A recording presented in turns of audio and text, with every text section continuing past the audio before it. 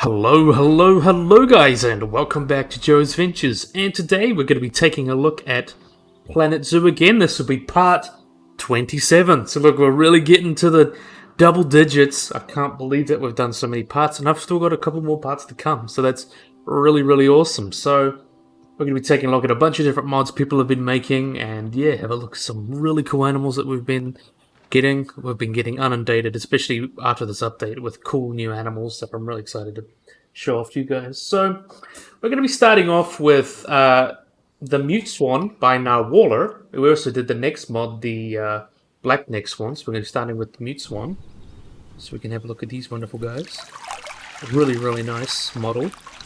Really did a good job. So what is a Mute Swan? So the Mute Swan is a species of swan that is a type of waterfowl and is native to Euro-Siberia, so native through Europe and throughout the Far East to Siberia. And they're also a rare winter visitor to North Africa, believe it or not.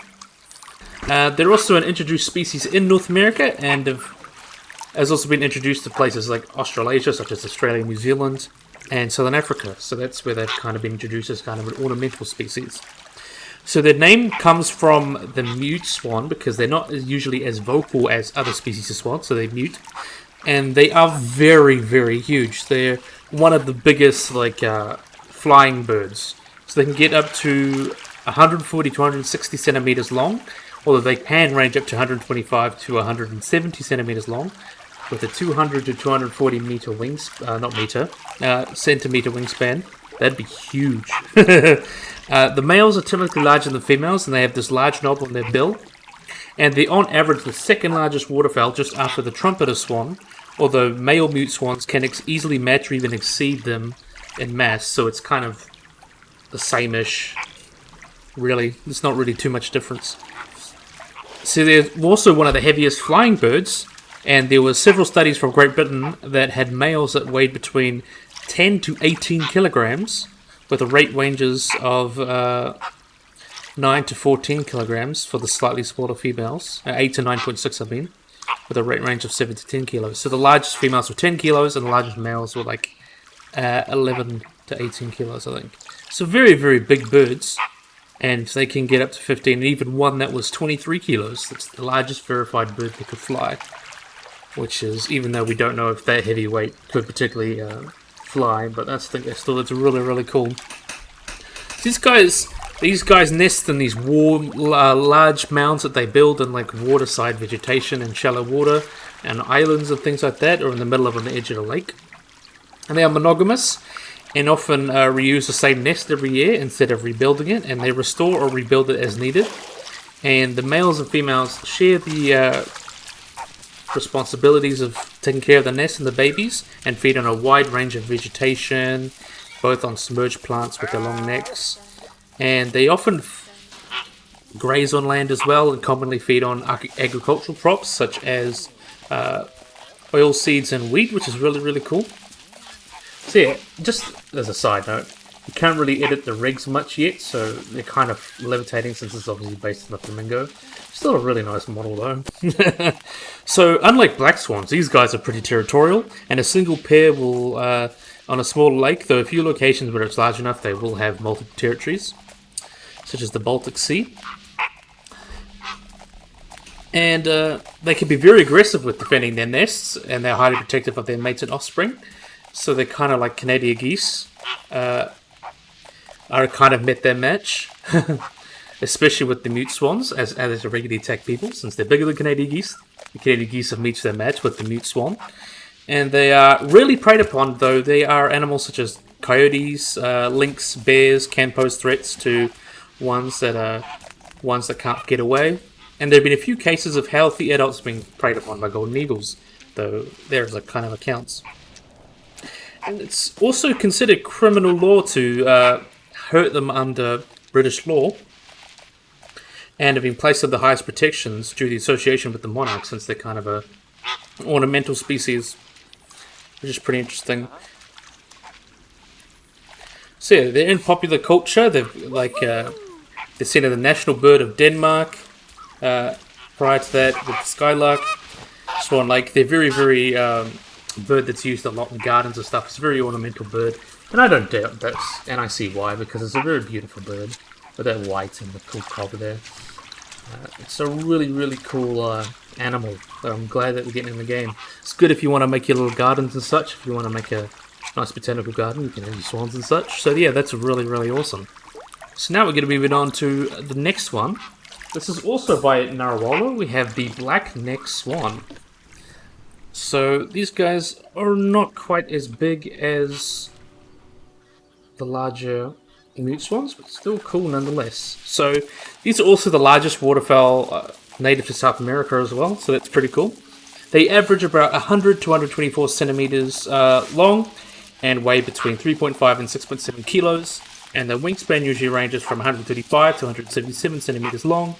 And you can see they get their name the Black-necked Swan because they have a black neck and they're a swan. So it's kind of not really that hard to explain. So these guys, like their closest relative, are pretty silent like the mute swan and the black swan. Although, unlike most wildfowl, both parents regularly carry the cygonets on their backs, so that's their babies.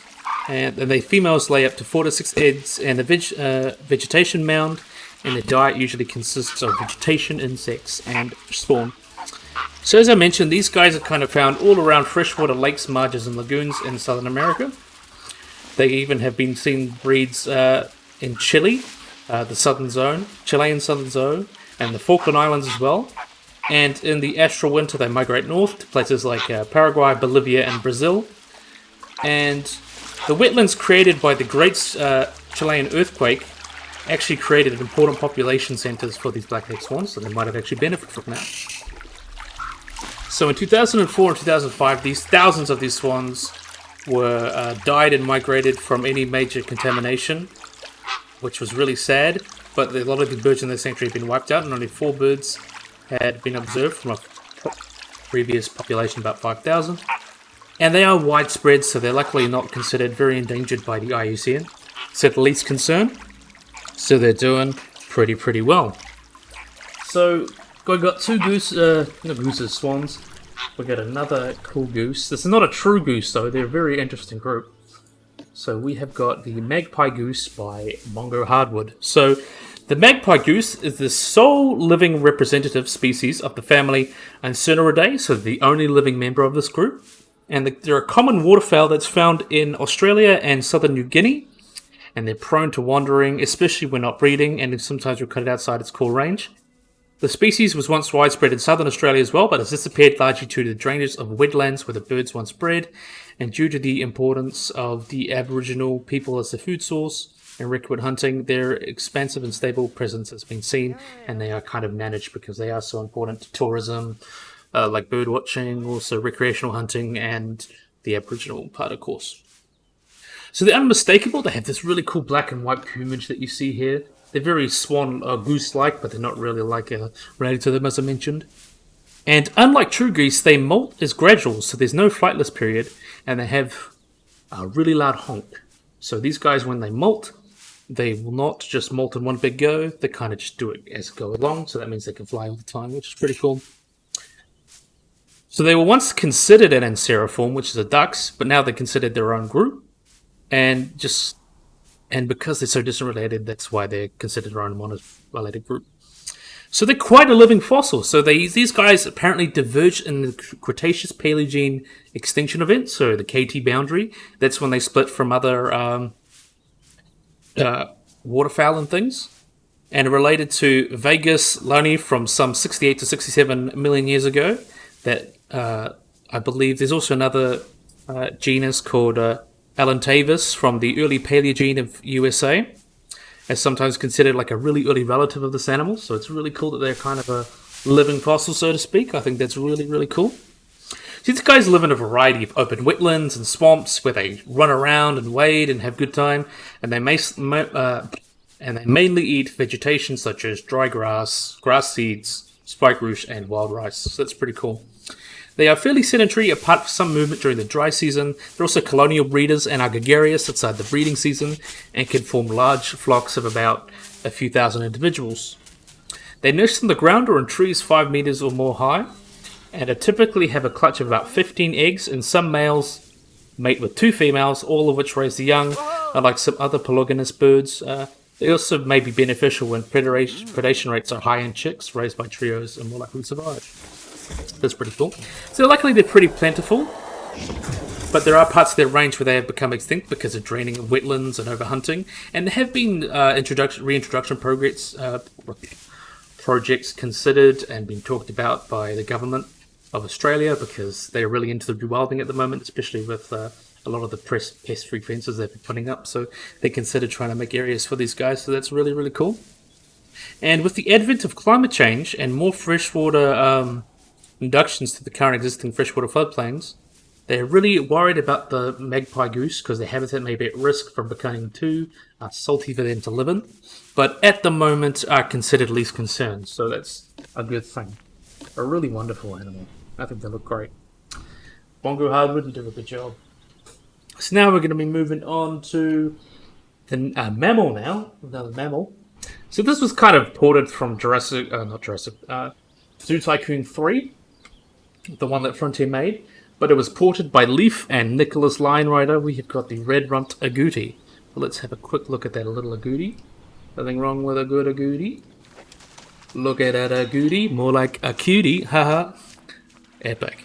So the red Runt Agouti, also known as the golden Runt Agouti, orange Runt Agouti, or Brazilian agouti, are a species of agouti, of course. So they are native to Northeast and South America. They're found in Venezuela, Ghana, French Guiana, northern Brazil, Trinidad, Tobago. In the Caribbean, they've been also introduced into the Virgin Islands, Dominica, and Grenada. So they are getting around, and they're still really cool. So, despite the name Brazilian booty, they are not only the most widespread agouti in Brazil. So there's other species, there's a few dozen species of agouti that are all pretty different. And they are often called in Brazil cuta. And they are found in all sorts of different habitats, and especially forests. They found in rainforests and secondary forests. And they can weigh up to about 3 to 6 kilograms, so that's pretty big for a rodent. And they're about 19 to 25 inches, or 48 to 68 centimeters long. The females are larger than males, but they otherwise look similar. And you can see they have these brownish, darkest patterns all over the body. And the fur is more orange as you go down. As you can see, they get that golden rump there. So that's pretty cool. So even though they have no distinct breeding season, and the females generally give birth to about 1 to 3 young, and they have a gestation period of about 104 to 120 days. On average, it takes about 20 weeks from the youngest to be weaned, and they live in pairs and family groups for their parents and babies, and they need large areas for food, breeding, and territory, and because of this, it's hard to keep in captivity. Most animals in the family Dispiridae mate once or twice, and it's presumed to be true for the red rump agouti, along with other species of agouti, and may live up to 15 to 20 years in captivity, so that's also quite long-lived for a rodent. Really cool little guys. Really wonderful.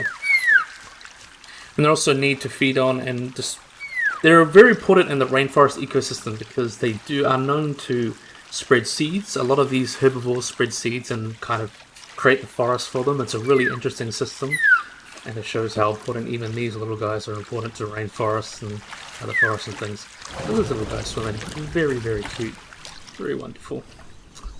So, yeah, now we're going to move on to the Asian small-clawed otter done by Garanadurv. I believe that's how you pronounce it. I'm not exactly the best at pronouncing things, as we all know. Look at this wonderful guy here. So this is the Asian small-clawed otter, also known as the Oriental small-clawed otter, or just the small-clawed otter. So they're native to Southeast Asia and South Asia, and they have the short claws that do not extend past the pads of their webbed digits that give them their name. They have a total body length of about 730 to 960 millimeters long, and are the smallest species of otter. So these guys mainly live in sort of riverine habitats and freshwater habitats, mangrove swamps, and feed on things like mollusks, other small aquatic animals, and usually live in pairs, but been observed in groups of up to 12 individuals. And sadly, considered vulnerable by the IUCN because of habitat loss, pollution, and some areas by hunting. So that sucks. So you can, as I mentioned here, they're the smallest otter in the family, the smallest otter species, and especially in Asia. And head to body length, they range between 470 610 centimeters. So that's not very big. It's about 2 feet long, with a 350 millimeter long tail, and they usually weigh between 2.7 and 3.5 kilograms. So they can be found on the islands of Sumatra, Borneo, parts of India, Palawan, and are usually found in swamps and rivers and estuaries, wherever they can find enough food to eat, really. Really wonderful bunch. So they're mostly active during the dark, and can be found in groups of up to 15 individuals. And they swim to the surface, you can see. They paddle with their row with their forelimbs, and then they paddle with their hind limbs that you see here, like that. Really, really cool mode of swimming. And as I mentioned, they feed on a bunch of different small things. They feed on crabs, mud skippers. They even catch snakes, frogs, insects, rats, and rice field fish like catfish. And they've been known to, in captivity, to leave sailfish in the sun and cause them to eat up and cause them to open. So that's really cool. And what's really cute about these guys is that when they mate, they've been studied pretty well. They're monogamous, so they stay together. The estrus cycle for females lasts about 28 to 30 days, with the lasting 1 to 13 days. Usually mating takes place in the water, and gestation for these guys lasts about 62 to 86 days. Let's find the baby, because we want to talk about the baby, don't we? Look at a cute baby. So, about 2 weeks before the babies are born, both females and males engage in building a nest, and they collect glass, hay and straw into a breeding chamber where they build the nest, and usually between 1 and 7 pups are born.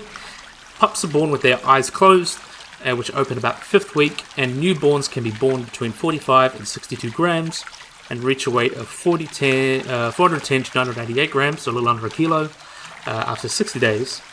They start exploring their environments for the breeding den at the age of 10 weeks, and after 3 months they paddle into shallow water and go their own way with their mother and become independent after 4 or 5 months.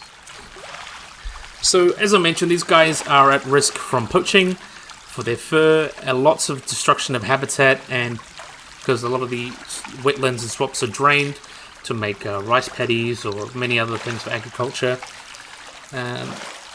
And threats in India also includes pesticides and deforestation, and they're also the most sought after species for the illegal pet trade. So what's really sad, they've been offered to sale from up to 280 traders in Indonesia, Thailand, Malaysia and Vietnam between 2016 and 2017. And their 49 Asian small-clawed otters were confiscated from wildlife traffickers, sadly, in 2018, or from December 2015 to October 2018, which sucks. But luckily, they are doing okay at the moment. They are considered vulnerable, but they aren't doing too bad. There's still a lot of them in the wild. So yeah, still a really cute bunch. Look at them eat. That's very, very adorable. Wouldn't you agree? So yeah, now let's move on to another mammal. This one was by Loafhound. We have got the Arctic fox, and we have to take a moment to look at the wonderful Arctic fox.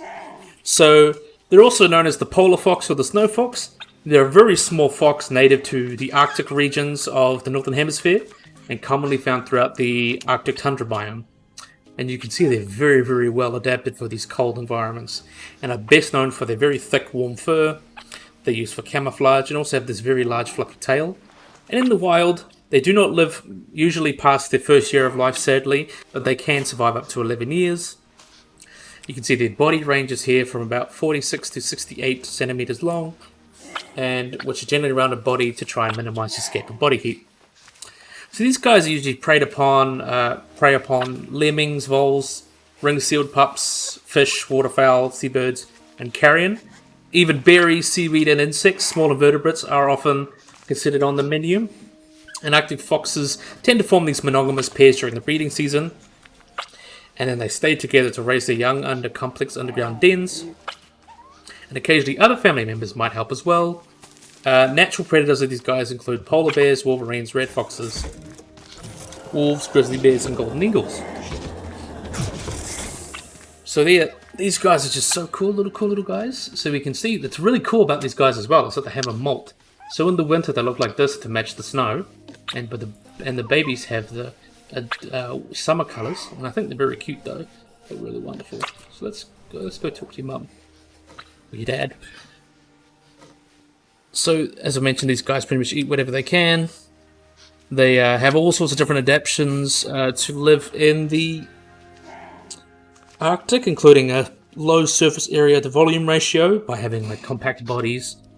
They also have seasonal camouflage, as I mentioned, which is really cool. They're pretty big, as I mentioned. It's 48 to 68 centimeters long, with females averaging 52 centimeters, with a range of 41 to 55.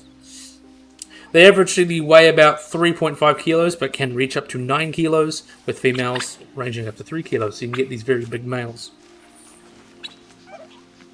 And as I mentioned, they're pretty much found all across the Northern Hemisphere. They're found from Northern Europe, Northern Asia, and North America. It includes Greenland, the Baltic Sea, Bering Sea, a bunch of islands, and they're the only land mammal native to Iceland. So that's pretty cool. That shows how they get there. And they pretty much migrate during the winter and travel a lot. And they follow usually like goose colonies located on the coast. Those guys will be less likely to migrate, but animals that are not around there, they will disperse because food is very sparse on the tundra. It's pretty much just a desert. So they really got to wander around and try to find as much food as they can. That's how they get to places like Iceland, because obviously if you're hungry, you're not going to go to Iceland, you know? And plus when they take advantage of the winters where you could pretty much just walk the ice there, they take advantage of that and then they get stuck. And this conservation status of the species is considered least concern now, but there are problems with some populations being regionally endangered. Also, these guys were very hunted for their pelts, which did put a number on their population in some areas. And that's why they're considered a game species, endangered in some areas. And also, I'm trying to think of what I was saying.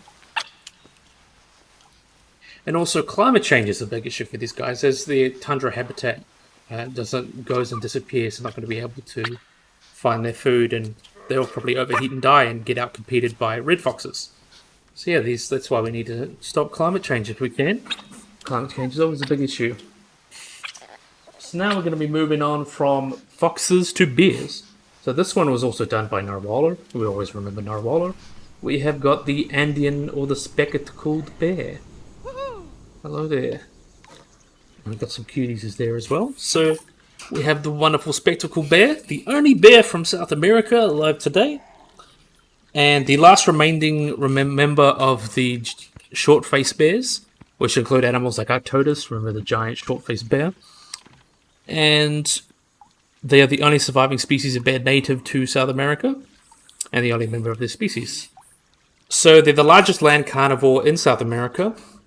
Even though their diet is very little meat, they usually eat a lot of other things, just almost like panda bears. And South America's largest obligate carnivore is the jaguar. And only the animals that are heavier are the Bard's tapir, the South American tapir, and the mountain tapir. So they're a mid-sized bear. Males can get a third larger than the females in dimensions and weight. Males can weigh from 100 to 200 kilos, while females weigh from 35 to 800 kilos. And head to body length ranges from 120 to 200 centimeters long. The mature males do not measure less than 150. On average, weigh about 115 kilos for males and 15 for females. And stand between 60 and 90 centimeters at the shoulder. So they're really found, really spilling into eastern Panama, but they have been found in areas across northern and western South America. They range from Venezuela, Colombia, Ecuador, Peru, Bolivia, and northwestern Argentina. And they're pretty much found exclusively in the Andean mountains. And before the spectacled population became fragmented over the last 500 years, they were very adaptable and lived in a variety of habitats. So they're really the only reason they're stuck in these Andean habitats is because they weren't persecuted there. And they can live in cloud forests, high altitude, grasslands, dry forests, scrub deserts. And they inhabited a great range of habitat types as the world brown bears now occupy. So they were pretty generalist in that regard. That's pretty cool. So by human pressures and mainly due habitat destruction, they are fragmented and restricted to these areas, which sucks. Still wonderful animals. So these guys are also one of the 4 bears that are habitually arboreal, so they like climbing, and they're active both day and night, and they tend to have average home ranges of about 23 kilometers during the wet season and 27 during the dry season. So these guys are mostly herbivorous. They mainly feed on cactuses, palm nuts, bamboos, fallen fruits, palm leaves, and also peel back tree bark for the nutritious second layer. And they also have the largest zygodactic mandibular muscles. So these are the muscles that are the back of the neck, back of the head here. These very big mandibles, mandibular muscles, in relation to the body size, and also the smallest, shortest muzzle. So similar to the giant sword-faced bears, they had short faces that allowed them to have a very powerful bite, and they've been known to bite through really powerful plants and things. And besides the giant panda, this Bengal bear is probably the most herbivorous of the bears, believe it or not. And they usually have been known to eat sugarcane, honey, and maize. And they have been known to even prey on animals as well, even though that makes up a small, less than 5% of their diet. That includes honey, they kill animals such as deer, llamas, domestic cattle, and horses. And there's even a video of one that was attacking an adult mountain tapir, which is probably twice its size. And also prey on things like small birds, rodents, rabbits, mice, pretty much anything. You know, bears are not really concerned with too much eating. So let's talk about reproduction while we have a look at this cute baby bear. Isn't that adorable? I love baby bears. So in the wild, births usually occur during the dry season, between December and February, but in captivity can be whenever. The gestation period for these guys lasts about 5.5 to 8.5 months, and usually 1 to 3 cubs are born. They're born with their eyes closed and weigh about 300 grams, and the birth usually occurs in a small den, and the female waits for the cubs and can see and walk before she leaves. And this usually occurs between 3 or 4 months after birth. And females grow slower than males, and the size of litter can be positively correlated by both the weight in the female and the abundance and variety of food sources, particularly on the degree of which fruiting is temporarily predictable. So the cubs will often stay with their mother for 1 year before striking out on their own. This is related to the time mothers breastfeed. 1 year, they keep keeping an eye. They still take care of their kids until another year.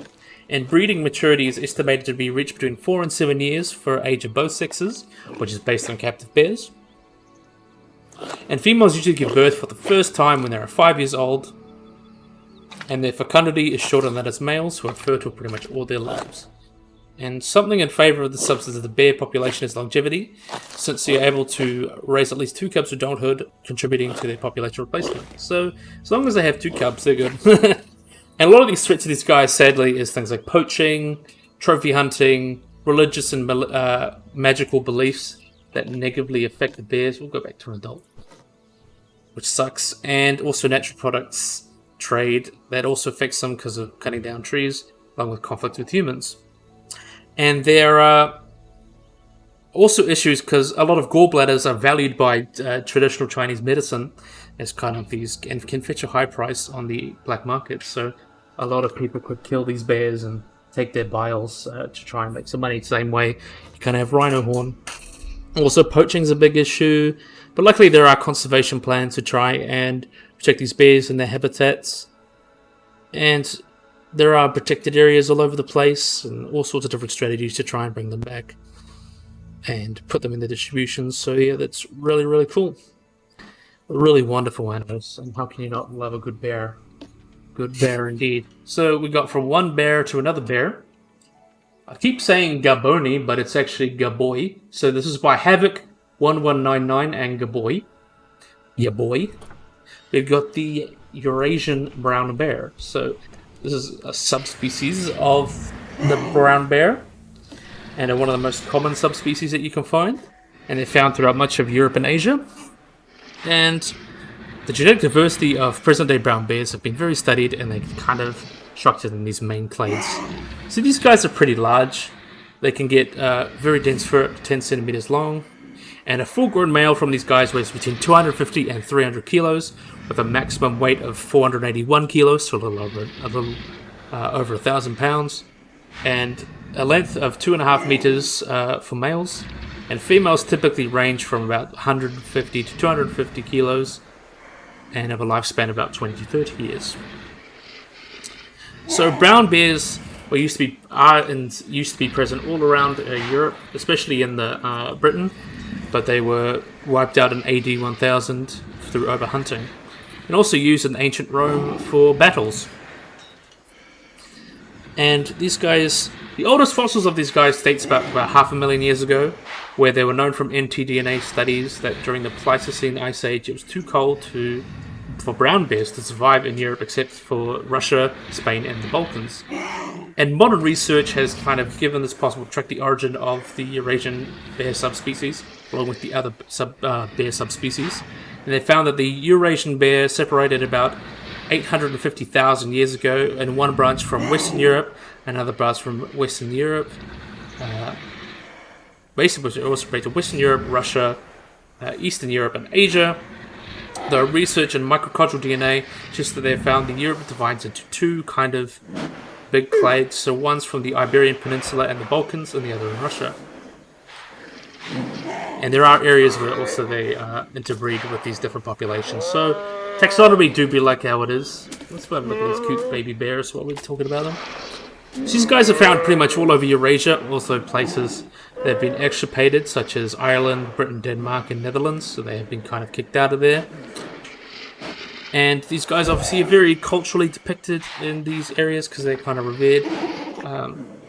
Even though a lot of people don't like them, sometimes you hear them in lots of fairy tales and laws like Goldilocks and Three Bears. That's where it usually comes from, things like that. So that's really wonderful. They're not really too different from regular brown bears or grizzly bears. They can much feed on whatever they can. The main difference is they're genetically different and live in Europe. Still a wonderful animal though. How can you not love the wonderful bear? And it looks really nice. It really does capture the difference even within a species and different populations within a species. You can see how different that is. That's awesome. So, last but not least, we got a turtle this time. But a really, really cool turtle. One of my favorites. We have got the Leatherback Sea Turtle by Leaf and Aurora Designs. So, these are the largest marine reptile alive today, pretty much. They're really, really awesome. So they're the only living member of the genus Dermichelys and part of the family Dermichelidae, which are very different from other sea turtles such as green sea turtles and hawksbills because they lack a bony shell, and instead they have this really cool leather-like skin around their shell, so it means it's a lot more flexible. So these guys have the most hydrodynamic body design of any sea turtle with this large teardrop shape that they use to glide through the water effortlessly. And they can get huge. Leatherback front flippers can get up to 8 feet long or 2.7 meters, and they have the largest flippers comparative to body size any turtle. So they're very characteristic because instead of having this bony carapace, they have like a leathery carapace, and you can see they have these kind of like I don't know what you call them, like keels that they use to be able to allow them to better reduce drag. And they have really cool counter shade. You can see at the top of their bodies are very dark, while the bottom of them is very light. So that's counter shading to protect them from predators. And they get huge. So an average adult is 1.5 centimeters meters long. When the carapace length, or 1.83 to 2.2 meters in total length, and between 250 and 700 kilograms. Or 550 to 1,500 pounds in weight. And the Caribbean, the mean size has usually been seen at 384 kilos, with the largest verified specimen measuring 213 centimeters long and weighing 650 kilos. And its other contenders, like one being 916 kilos, and other reports of even turtles that have been over 1,000 kilos. So very, very big turtles, the largest ones that we have today. Really wonderful animals. And believe it or not, they are born from little babies that average about 61 millimeters long, or 2 inches, and hatch at about 46 grams. So they get from 46 grams to 700 kilos. That's a really impressive growth, if you ask me. And what really makes these guys cool as well is that they're very, very cold water turtles. That kind of sounds weird, but they are able to use their body to generate body heat, so they can use gigantothermy. That's what they use. They use their large body size to help retain heat, so it allows bigger turtles, adults, to live in cooler areas than other turtles. That's really good competed, and also allows them to be very deep divers, because they can dive down to over 4,000 feet deep, and it's some of the deepest diving reptiles that we know of. And that's because of their high metabolism. It allows them to stay warm and function in these cooler temperatures, both in cooler areas and in the depths of the ocean. And they're also really, really cool in that they're the fastest moving non-avian reptile, with leatherback turtles swimming about 35 kilometers an hour in the water, and most of the times even though they swim between 1 to 10 kilometers. These guys are called cosmopolitan species, so they're found pretty much everywhere. They range from Alaska to Norway, down to South Africa and the southern tip of New Zealand, and can even be found in the Arctic Circle, which is really, really cool. And there's 3 different mainly distinct populations, from Antarctica, Eastern Pacific, and the Western Pacific. And they know that the leatherback kind of know where they breed, but it's kind of assumed. And the global population is estimated between 26,000 and 430,000 females nesting annually, which kind of sucks because that used to be in 1980 115,000 breeding. So it kind of sucks. So these guys, as I mentioned, love to live in the open ocean. They are found primarily in there, and can swim a period of 20,000 kilometers over 647 days. And they feed mainly on jellyfish, which they have this really cool adaptation for. If you open their mouth, they look like they have like a really gross throat that has lots of pointy things sticking out. It looks so much scary. It's like you're getting eaten by a demon. But they use that to help filter the water out of their stomach, so they can get all the nutrients and make sure that the jellyfish and soft foods that they eat don't fall out of their stomach, and which also allows them to eat a lot of these things that a lot of other animals can't eat, like jellyfish. And these guys are so cool. We don't even know how long they live. They think they've been claims of 30 years or more, 50 years or more, but if we know turtles, they tend to live a very long time. I wouldn't be surprised if you got these guys living for a few hundred years, I'll be honest. And sadly, these guys, as an adult, they're not really predate on much, really only things like killer whales, great white sharks, and tiger sharks. But nesting females can be preyed upon by jaguars, and their eggs can be preyed upon by monitor lizards, raccoons, coatis, coyotes, genets, mongooses, shorebirds.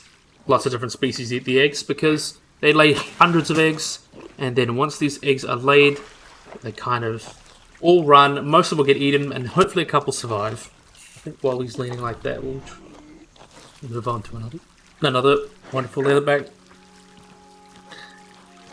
So these guys are also very important to humans because we harvest their eggs, and they've been considered aphrodisiacs by some cultures in the Caribbean, and also a very important predator for jellyfish, which keeps their population in check. And that is important to humans because jellyfish tend to eat a lot of larval fish, which the adults of which contribute to the fisheries. So if you have less jellyfish, that means more fish for both the animals in the ocean and for us. And they have lots of different cultural connotations within them, especially in places like New Zealand. This has happened pretty recently, but there was a leatherback sea turtle that died on the Banks Peninsula of New Zealand, and they pretty much had a big funeral for it, and they lay it to rest. And I think that was really, really cool because I just love leatherback sea turtles. And they have few natural predators, as I mentioned, and small mammals eat the eggs, but they have luckily slightly fewer human threats than other sea turtles, and they have too much oil and fat to be considered edible, but we still endanger them by hunting fisheries, also light pollution that can throw them off course with their nesting, which sucks, and also get caught in bycatch. Turtle exclusory devices can be ineffective on these guys, and also many turtles will die from malabsorption or malnutrition and intestinal blockage because they will eat balloons and plastic bags because they think that they are jellyfish, but they're not because they're plastic, and then they won't digest and they die. So it really, really sucks. And luckily there's lots of global initiatives, because these are a global species. They can be found everywhere in the world. It's really cool to see people that around the world trying to protect them, because they're a really wonderful species. So I think this is a great place to end this video today. I really enjoyed talking about some wonderful animals today. It's really cool, like leatherbacks. So yeah, I really hope you guys enjoyed this video. I hope you guys will like and subscribe. Always remember to hit that little bell icon to get notified when I upload anything. So yeah, hopefully you guys enjoyed this video. If you guys like and subscribe, and bye bye.